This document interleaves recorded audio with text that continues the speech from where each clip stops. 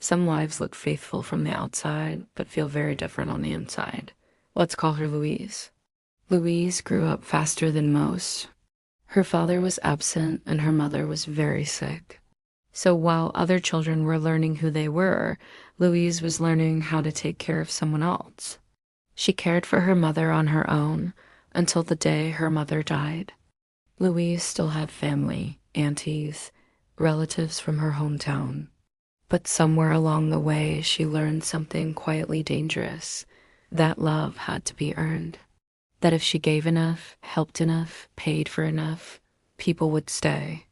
And for a long time, that's exactly how it worked. Soon after her mother passed, Louise met a man. He felt like stability, like ground beneath her feet. Someone mature, someone strong.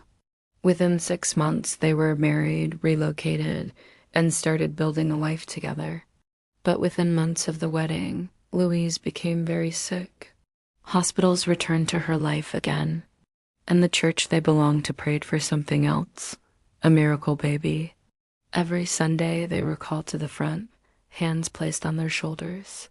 Prayers spoken loudly, faith declared confidently, but the miracle never came. Years passed, and hope slowly turned into something harder to carry, embarrassment. All those eyes waiting for proof that God had answered. The only place Louise could breathe sometimes was work, because work gave her something else to focus on. Deadlines, problems, people, but her husband never understood that. She wasn't allowed to socialize with coworkers, no birthdays, no gatherings, no friendships outside the church. Eventually, they both became pastors, which meant she had even less space to be honest about how she was really feeling.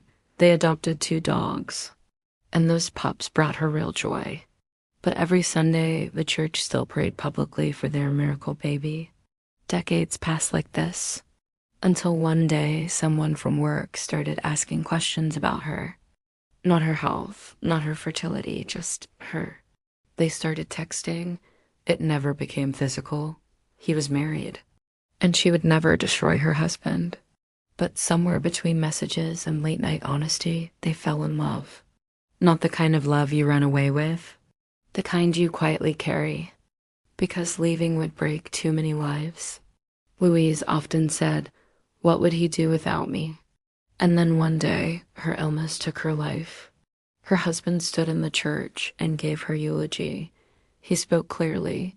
He thanked everyone. He honored her life, but he didn't shed a single tear. And some people left that day wondering, did he love her less than she believed?